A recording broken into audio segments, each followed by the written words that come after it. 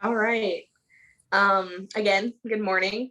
First, Courtney, would you mind starting us off telling us a little bit about what you do? Hi, everybody. I'm Courtney Phelps. As she mentioned, I graduated 2009 and I went to Spelman College, got a BS in biology in 2013, and then made my way to Dallas, Texas, where I am now the Director of Community Service Learning for the Episcopal School of Dallas. So, what that basically means is everything community service, community engagement, service oriented for the entire campus and ESD community, I pretty much manage. That's working with our students, working with our parents, our faculty and staff, alumni, everything in between to help them with all of their programming needs. Great. Manilyn, I don't know if I said that right. Would you like to go next? Yeah. Yeah, thanks, Jocelyn. Everyone calls me Manny. I actually got my nickname Manny Fresh at King Drew. I graduated in 2006. I went to UCLA and also studied biology, thinking I was going to go to med school. Obviously, coming from a medical magnet, that was kind of the trajectory I was on. When I got out of school, I was like, I just need a job. So I found a job in sales. And I've actually been with that company in different positions ever since graduation. So I've done sales, recruiting, event planning, and now I do sales and operations management. So I work with the team of about 30 sales reps and operations team members, and we sell different products for different clients. So very different trajectory than I thought I was going in when I started at King Drew. Great. And so, first question is just a pretty general one. Why did you choose your current career? Either of you can go. I'll start. I think it kind of just fell into my lap. As Manny said, I graduated my degree in biology coming from King Drew, started on a trajectory to medicine, and really found out quickly that that wasn't something I wanted to do. I wanted to be very much more community oriented and working with people and kind of being very hands on. And so I did AmeriCorps for 3 years, working for a nonprofit, a reading and literacy nonprofit. And I kind of knew I still wanted to stay in this realm of education, but I definitely had some goals set for my life as far as leadership and kind of moving myself along to reach a certain point. Um, as far as my career was concerned. And so I kind of happened to find this opportunity, and it kind of allowed me to kind of check a number of things off of my goals list, how I wanted to engage with the community, and also working still in a school system still gives me a lot of freedoms that I really enjoyed and found to be useful as far as wanting to start a family, like having, weekends off and holidays and kind of working around a school schedule. So that really appealed to me as far as what I wanted to do for a career and just moving into this sector. Great. Manny. I'd say, Courtney, I fell into it. Like I said, I after college, I was like, I just need a job so I can pay my bills. And reflecting on that path now, it was definitely sales was aligned with my strengths and what I like to do. I love working with people. I love talking to people. So I think that really aligned. And same with Courtney. I did some volunteer work and programs in college that put you in like medical places.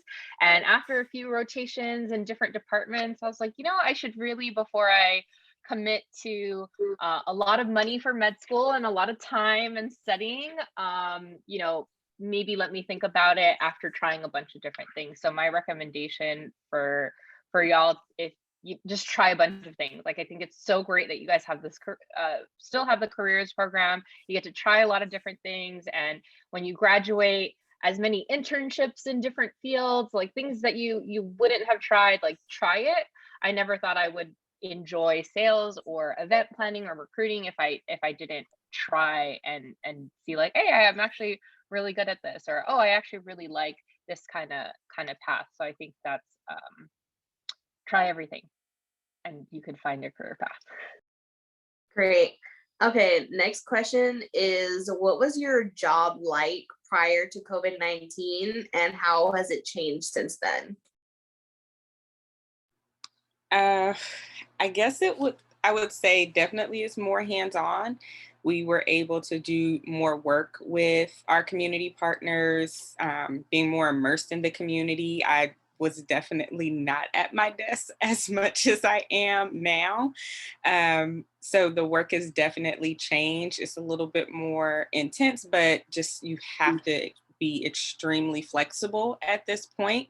I work around other people's schedules a lot. And so managing that as things are constantly changing, we're in person and kind of work on a hybrid model. I know you guys are still virtual, but here in Texas, they sent everybody back to school. So we've been just managing that and trying to, work through everything that is COVID-19. So it's definitely been a shift and adjustment. And I also work a little bit from home, which is very different than before. I was here Monday through Friday, and now I'm here 3 days a week. So the job is very different. I'm sorry to interrupt. I just want us to make sure we come back and ask you more questions about how it feels to reopen, like what is going on for you in Texas. So circle back to that at the end. Thank you. For me, same thing. I was in an office Monday through Friday. I think we even asked if we could start working from home like in January of last year, and they're like, "Oh, we'll think about it." And then, March came and we were all sent home, and we're all like, "Man, crazy! Watch what you wish for, right?" We were wishing to work from home 1 to 2 days a week, and then we got all sent home. So this is my house. I work from here and do Zooms all day.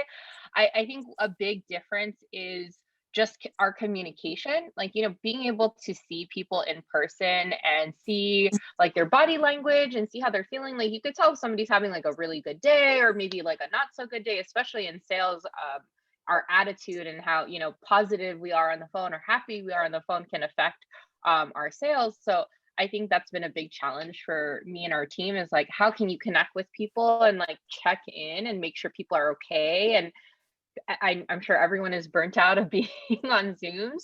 So being really understanding of that. I work with a lot of people who are parents, so they're making sure their kids are going to school and taken care of. So I think there's a lot more compassion that we're trying to bring to our workspace, making sure like everyone's okay and that everyone's mental health is okay. So I think that wasn't as big of an emphasis before we started working from home.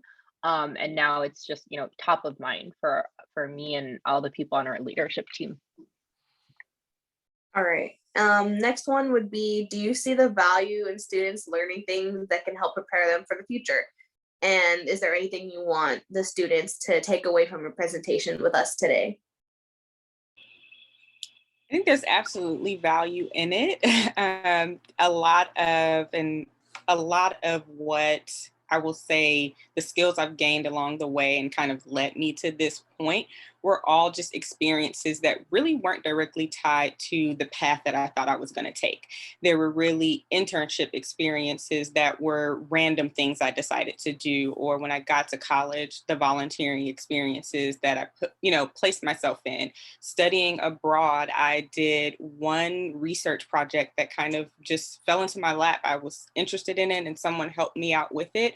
And it actually led me to really fall in love with public health. And I got my master's in public health. I mean, it's just sitting there now, but it's something that I just decided I want to continue to learn more about this and I want to do this. And so being able to know that there's always a skill set that you can take from all of your experiences, regardless of what it is. And you just have to be able to transform them and really put them all together to figure out what best fits me for the future, what best fits me now, because you never know what's going to happen 5 years years from now, 10 years from now. Like Manny and I said, we started on a track that's very different than where we are now. And so in high school, we had minds to do one thing, and we ended up in a place that satisfies us and keeps us very happy with what we do. And so all of that, you just really have to take into account that every pathway is going to have some twists and turns, but you have to be able to adjust and really take from it what is given to you and really make sure that you're using that in a positive way. Yeah, I think a lot of the soft skills and life skills that I learned while I was at King Drew, I was very fortunate to be a part of a lot of clubs. So I was part of like mock trial, ASB leadership. There was JSA. I don't even know if you guys have any of these clubs anymore. But the skills that I learned there, how to talk to people, how to plan an event, how to take an idea, something from an idea to like an event or a project or something. I think that's a lot of skills that I still use today. Like I still reference things that we used in ASB leadership with Big Ten back in the day in my work. So I think there's a lot of value in that. And I wish we had a little bit more life skills. Like I wish somebody taught me in college how to better use a credit card, or like do my taxes, or like those kind of things. But it's those problem solving skills, it's that resourcefulness, it's all of that stuff that I learned at King Drew that I think has helped. So I think there's a ton of value in, like we said, trying a lot of different things and knowing that you're going to use those skills from every place that you learn. It's like it's like a video game. Like you have like a toolbox, and then like each level, like you're collecting all these tools, you're collecting all these skills, and it's like going to get you to that next level and that next level. Okay, great. And then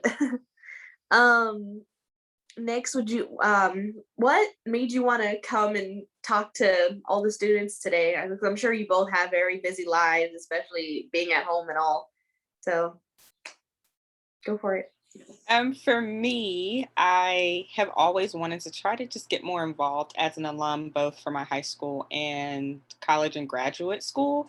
But it's kind of hard to do that when you physically aren't in that same city a lot of the times. But having this virtual opportunity was really nice to be able to do this. And so I wanted to, again, just kind of find more ways to get more involved and share experiences, because I know in high school you're thinking about so much, and you kind of always could use advice and kind of hear from those who have done this. And so I wanted to be able to provide that support.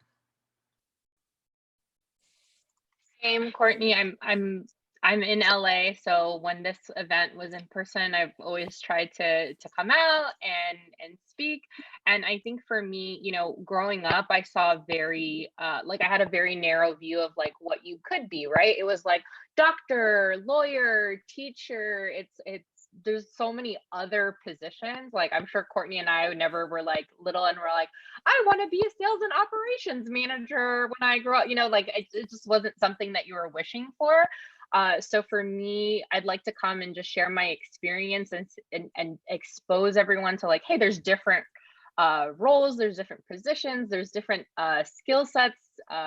Thinking if you're like, you like to talk and you're super competitive, maybe you would want to, get into sales or something like that. So for me, it's like, there's a lot of different other things. And by all means, if you're at King Drew and you want to be a doctor, please do.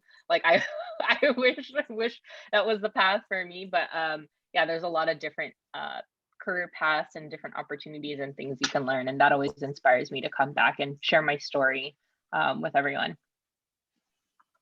Great. And would you say that King Drew prepared you for, what it is that you do now, or just any, tips on how the school might have helped you as you went to college? I think it definitely did. Everyone set high expectations for you at the school. And so even the curriculum in itself, how many classes you have to take of a certain subject, and, the number of electives you have or the types of electives, I think there was a high expectation of greatness. And so that kind of work ethic, making sure that you're putting your best foot forward, making sure that you're involving yourself in more than just your, classroom activities is important, because you carry that same level of determination and that same level of encouragement and, remembering what your teachers are telling you with you to college. And so maintaining, again, a high level of greatness is what you're going to need to do to be able to get through 4+ years of school. And definitely teaching you independence at the same time. I had teachers who were very much kind of like, I won't walk you hand in hand along the way. And I think for college, that's really important, because you have teachers who will have that same mentality. And so you have to be able to adjust as always, but the skills that they are teaching you and the things that they are teaching you, it's definitely going to be something that you're using in college and in your career. 100% agree with that. I don't know if I would have made it to college without Mrs. Golden's help and Big's help. The amount of support that I got from the staff at King Drew was amazing. I honestly felt like everybody just wants to see you succeed and do really well. And I think just having that kind of support system, can get you very far. And same, I think there was definitely this bar of excellence that we had at King Drew that everyone expected. And I think trying to work towards that, high expectation has really helped me, not only in my career, but in life. I'm really proud of coming from the King Drew system, because I felt like we were better than everybody else. And yeah, just that level of expectation, I think it's having that pride in your work and pride in what you do, I think also helps. All right. And can you share some memorable moments that you had either during your career or in college after you left King Drew? Memorable moments. There's so many from college to career. I guess I would say just the friends that you meet along the way, especially in college, my core group that are still, my best friends to this day, bridesmaids in my wedding and everything, godmother to my kids, but definitely just having the college experience in itself. But also, I think for me, the most memorable was graduating and thinking I was going to get my PhD in one thing and up and deciding that I wanted to do something else and not knowing exactly what that is. I think if I look back at that and having the friends and support, I'm just grateful for that moment, because it actually got me to the place I'm here today. Yeah, I can't think of just one memory with my King Drew friends, but I do remember it was, I think, the winter break right after all of our first quarter or semester from college, and we had all went out to go eat together, this group of friends, and it was just really awesome to see, all the amazing schools everyone got into, how everybody was doing, how everybody was thriving. So I think that was that's really cool to have, like Courtney was saying, that core group of friends that you grow up with and you get to see do really successful things. So it's really awesome to see when on Instagram my King Drew friends doing big things and getting promotions and having really cool jobs or living in cool cities and growing their families and stuff. So I think that's really cool, those bonds that you create in high school and see your friends grow with you. Yeah. Yeah, I would say it's good that you guys really do have these nice little moments that you carry with you. And was college originally part of what you wanted to do after King Drew? Absolutely. I don't think there was much of a choice in my family. Going to college or not. Where I was going was definitely a big thing coming from LA. mostly everybody is going to UC or Cal State. Many people in my family kind of stayed close to home, or at least in the state of California. And I went all the way to Atlanta, which doesn't seem very far now, but it did at the time. And so to not know anyone, to not have family there, where I was going was definitely unexpected, but going to college was absolutely non-negotiable. Same, Courtney. It's like I knew I was gonna go, but I didn't know where, and I think I wasn't confident, or I didn't know that I could like make it to a lot of bigger schools if I didn't have the help from everyone at King Drew. But yeah, it was my parents' dream. They're immigrants from the Philippines, so it was their dream for all of their kids to like go to college and to finish. So I knew I knew I had to go, and I knew I had to finish. Where, when, how, I didn't know all of those, but for the longest time I wanted to go out of state and just be like the furthest away from my parents as possible. I was like trying to go somewhere on the east coast, but I ended up at UCLA, and I think everything kind of works out how it's supposed to, and you end up like where you're supposed to, where you can like learn all the lessons and have all the experiences you're supposed to have. Great. And I'm sure some of the kids are thinking it, but would you like to share a general salary of what somebody in your position would make? So I looked at this question and I was like, I don't know how best to explain this to you all, as far as, what a living wage looks like, or especially based on region. So for me, in this work that I do in this position, it can range anywhere from 60 to 75, and going beyond. Maybe if you choose to go into higher education or go into consulting, nonprofit work, you can go all the way up to, a six-figure salary. But that looks very different in Texas than it does in Los Angeles, California, and it looks very different salary wise in New York versus, somewhere further down south. Or regions just vary as far as salaries are concerned, but how much money that, how much you can stretch that, how far it can go is all based on region. So it varies. Yeah, I would agree with Courtney on that. The industry that I work in sales, so a lot of it is a variable compensation, meaning if you make a lot of sales, you can make a lot more money. So just depending on the year that you're having. But I think someone in my position, it could start anywhere from 70 and go up to six figures. It just, again, depends on your level of experience, where you're working at, and that commission factor. So that's something that I really enjoyed getting into sales, is having that variable that I could control with my output. All right. And one more thing is, would you guys have any advice for, our juniors? One of my other senior ambassadors is here, Nina. So if you guys have any advice that you want to share, feel free.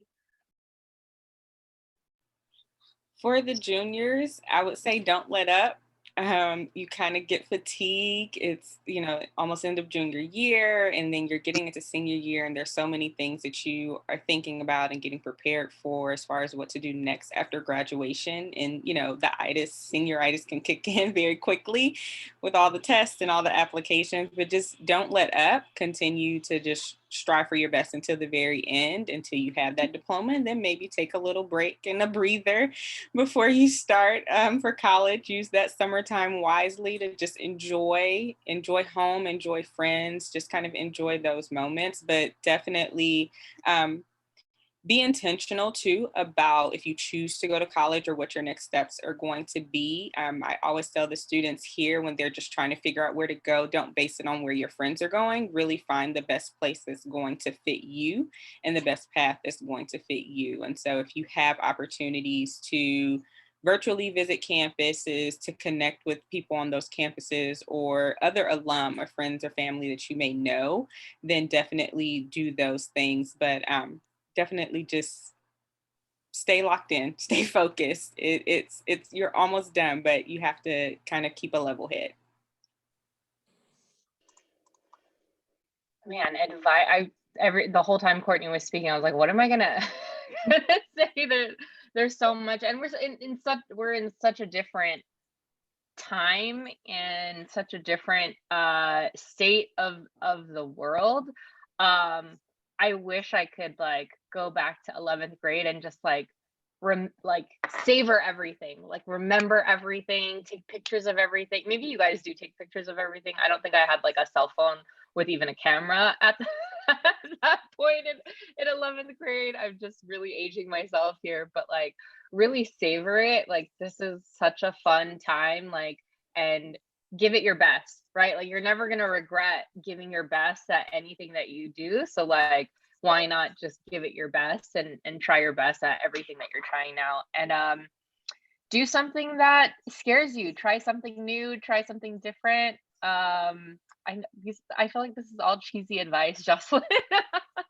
But like that's what I would recommend. Like you're only in this in 11th grade once. Like I said, I wish I could go back and just like remember all the things and do all the things I was scared to do, or talk to that cute guy in the hallway. Obviously you guys can't even do that now, but you know, like I just have fun and try to savor these moments and memories. Okay, and if anybody has any questions, feel free to put them in the chat. We'll read them. And while students are formulating their great questions, they can, like you said, either put them in the chat, and I want you to read them, Jocelyn. Yes, I will.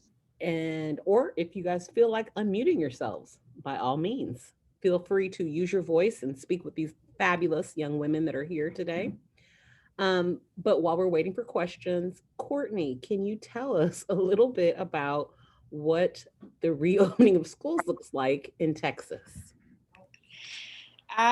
Yes, I think I'll just hold this up. This is this is step one. Lovely, you know, school issued masks. I think I have about 10 of them at home.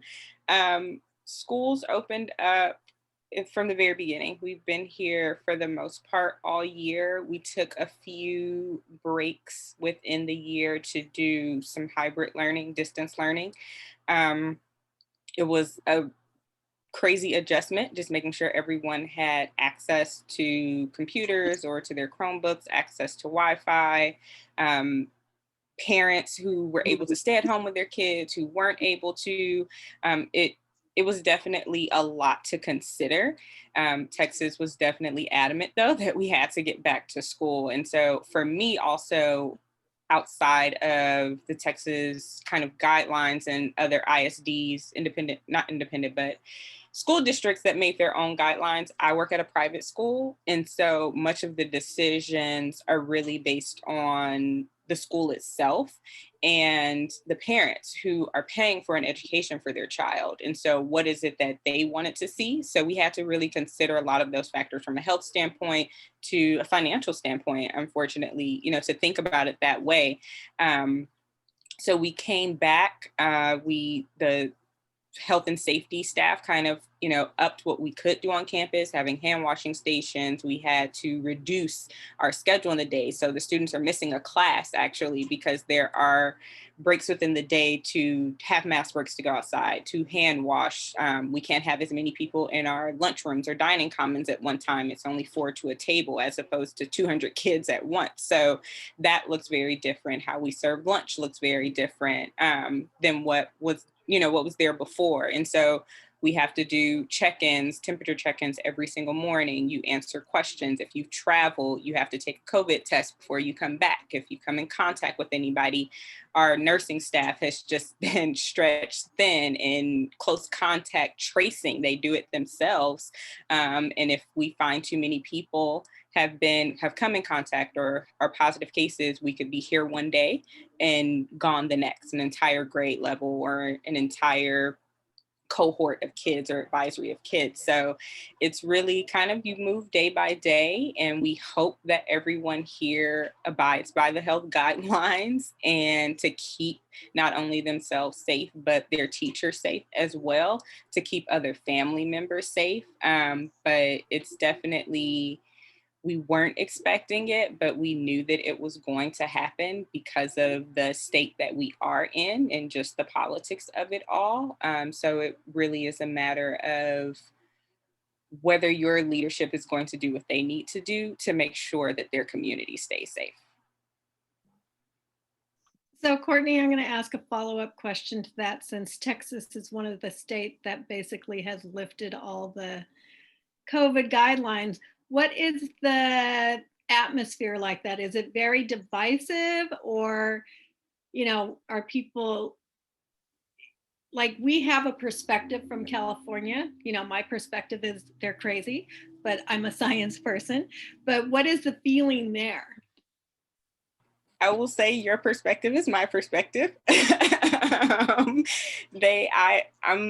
from LA, and so the southern. I've been out down south for 10 years now, but the way they do things is very different than what I would imagine, and how I grew up doing things. I think that it was definitely shocking news. I think it's very a divided decision, and many companies are making the choice to still require, certain mask mandates. I think the 100% capacity thing is a little worrisome to some people, whether you're wearing a mask or not. It's, when you go into a place, how many people are going to be there? That's also a big thing.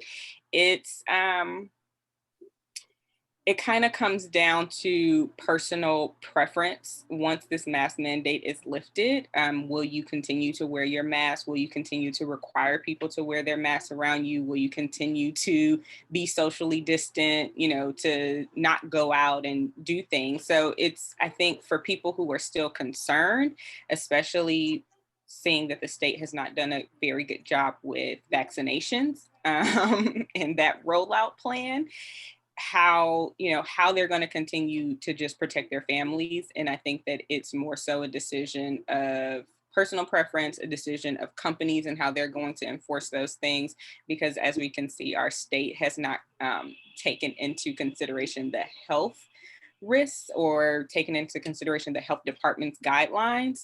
And again, it's more so, I hate to say it, politics and money, but it is. Yeah. And we have two questions in the chat right now. Could you repeat what it is that you do again for the students? So I'm a director of community service learning, and that probably makes no sense to anybody, but basically when you think about volunteering, when you think about a lot of like your classes, like hospital, that was a class I had that would be considered a service learning class, managing all of those things for every single person in our school community, not just students, but parents, faculty, staff, alumni.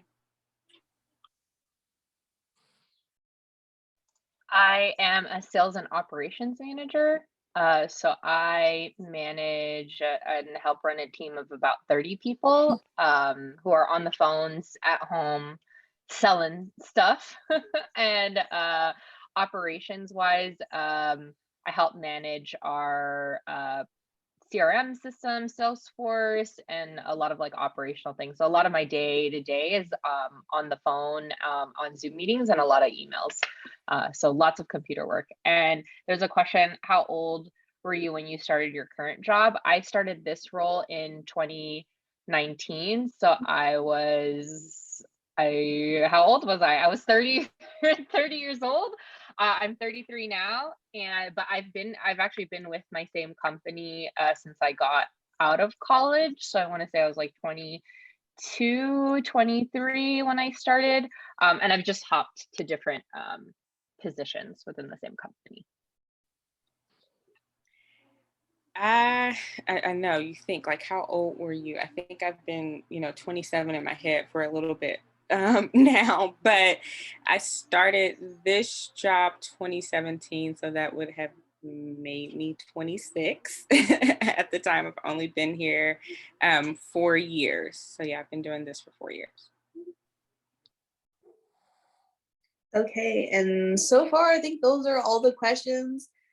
Like I said, if you guys want to ask questions, go ahead, put them in the chat. If you want to be bold, say it out loud, by all means, go for it. Yeah. And I don't know if you got to the advice for the seniors, but if you guys have anything you want to share for us, we're about to graduate. We're going to college soon. We're still waiting for our acceptance letters. I think I'm waiting for like 5 more, or decisions at least.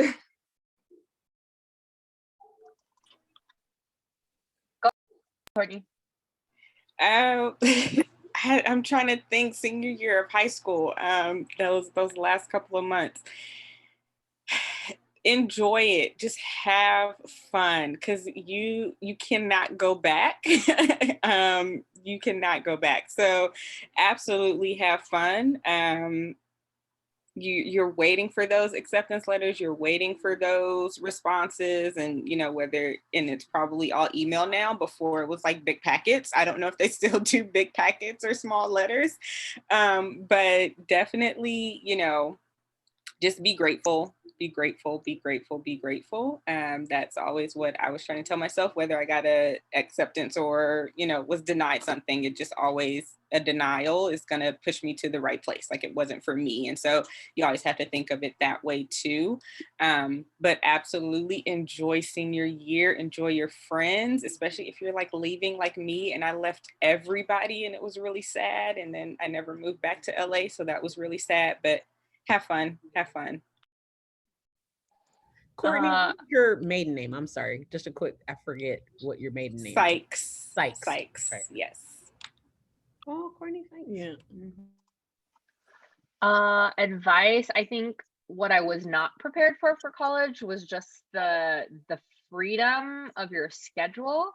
At school, obviously there's a bell that tells you the next class that you're going to go to and what pages you should be reading for the test that you have coming up.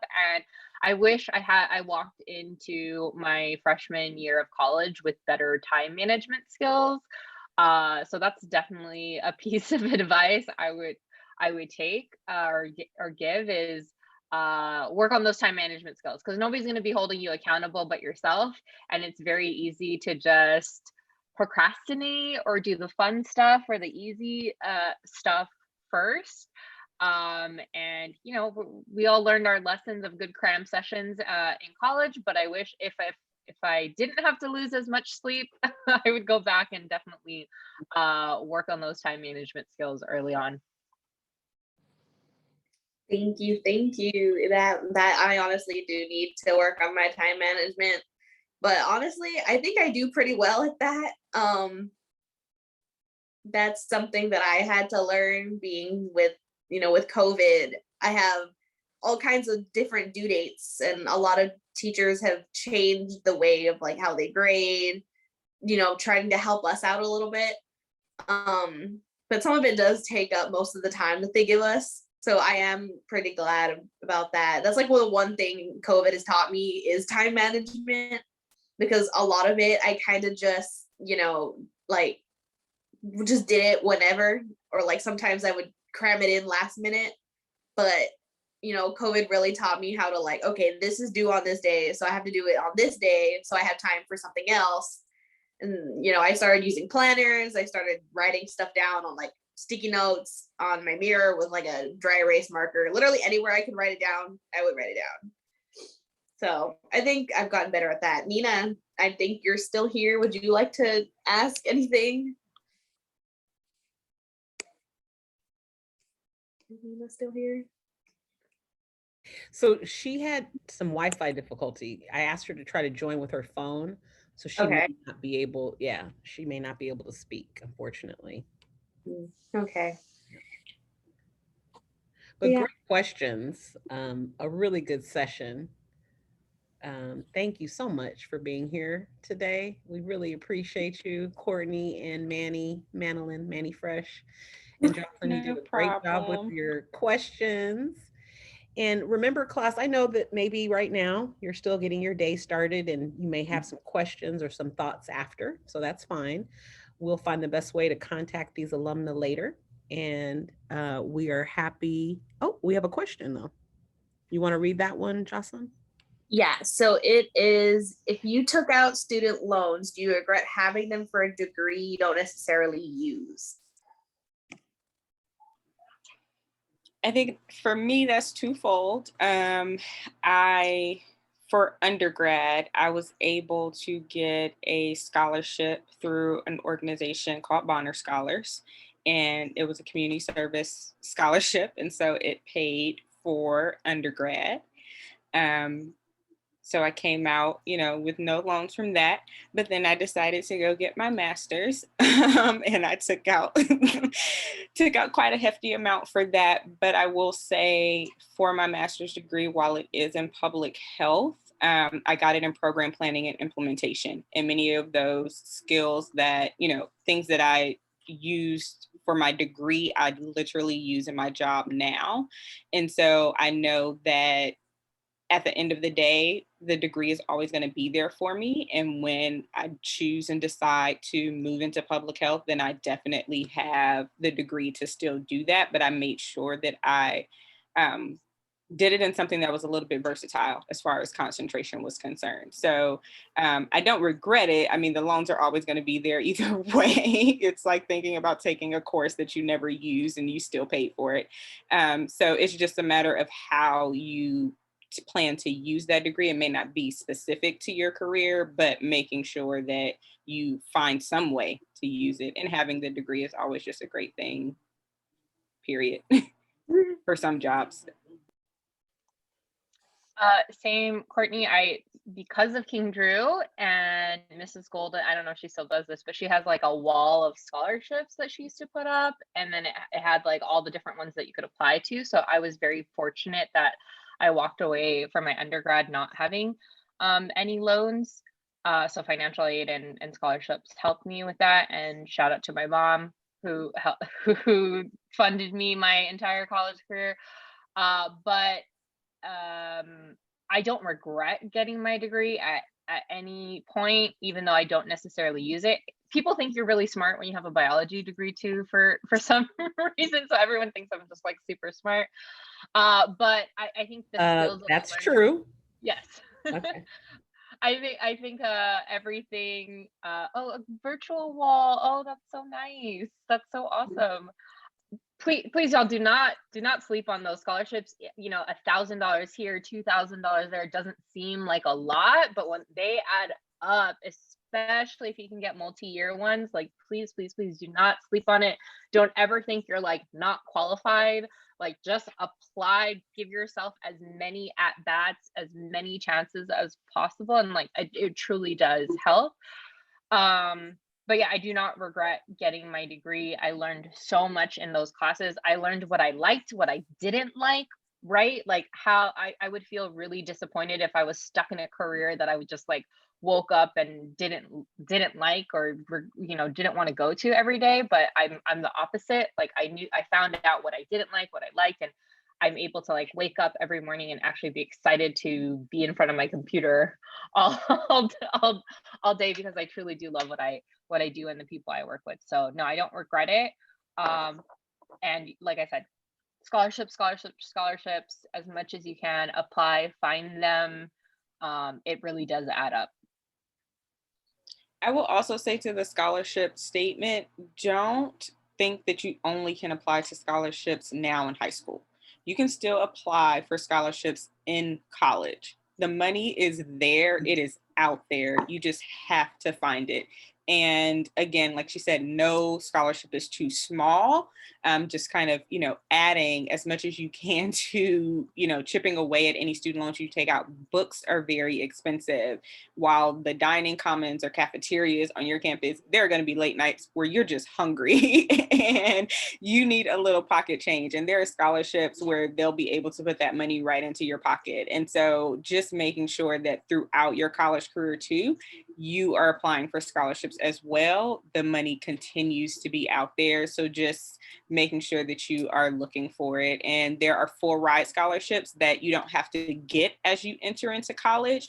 There are some that you can apply for as long as you, again, are doing what you need to do as far as your grades are concerned, that you can apply for in your second semester, freshman year or sophomore year. And that's a load off of you as well. You've only maybe taken out loans for a semester or two. So just kind of don't think that it's just strictly for high school.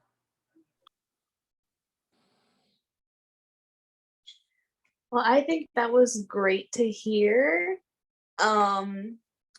At the moment, we do not have any more questions. So I want to thank you guys for coming and sharing this, your advice and your tips on what it is that you've done throughout the years prior to leaving King Drew. Yeah, thank you. Thank you. And at this time, students, you too may give your thanks, and I will stop recording.